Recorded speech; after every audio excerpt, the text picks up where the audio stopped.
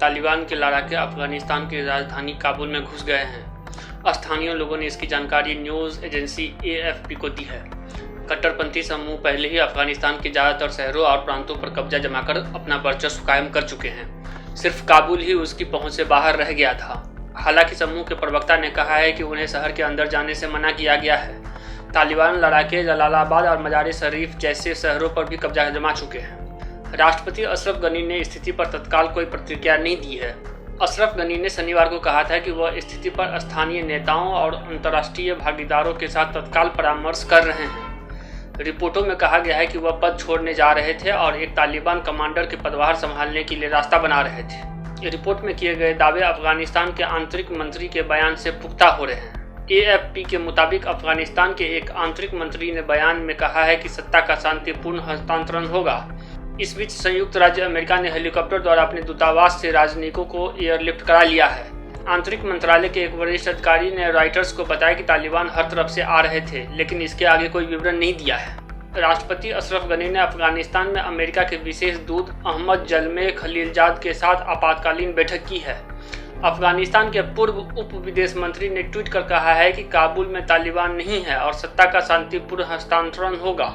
तालिबानी प्रवक्ता सुहेल शाहीन ने भी बयान जारी कर कहा है कि लड़ाकों को शहर के दरवाजों तक ही रहने का निर्देश दिया गया है। सत्ता हस्तांतरण तक काबुल की सुरक्षा की जिम्मेदारी अफगानिस्तान सरकार की है।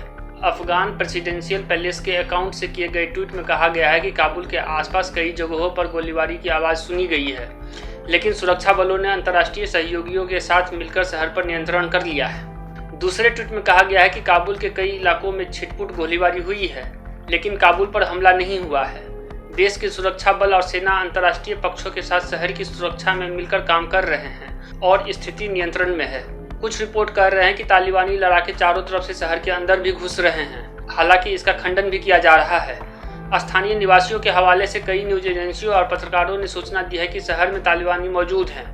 अफगान मीडिया रिपोर्ट के हवाले से खबर है कि अफगान संसद के स्पीकर और राजनीतिक दलों के कई सदस्य काबुल से पाकिस्तान के लिए रवाना हो गए हैं।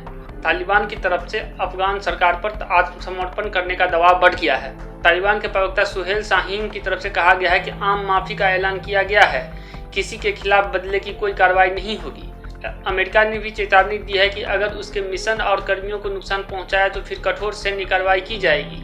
माना जा रहा है कि इसलिए भी तालिबान ठहरा हुआ है कि अमेरिका काबुल से निकल जाए। इस बीच अमेरिकी एम्बेसी में अमेरिकी हेलीकॉप्टर उतरता देखा गया है। अमेरिकी सेना राजनयिकों को एयरलिफ्ट करा रही है। कई देशों ने अपने राजनयिक बाहर निकालने की बात की है और निकाल रहे हैं, लेकिन इस बीच रूस के राजदूत की तरफ से बयान आया है कि रूस के राजनयिक अफगानिस्तान नहीं छोड़ेंगे।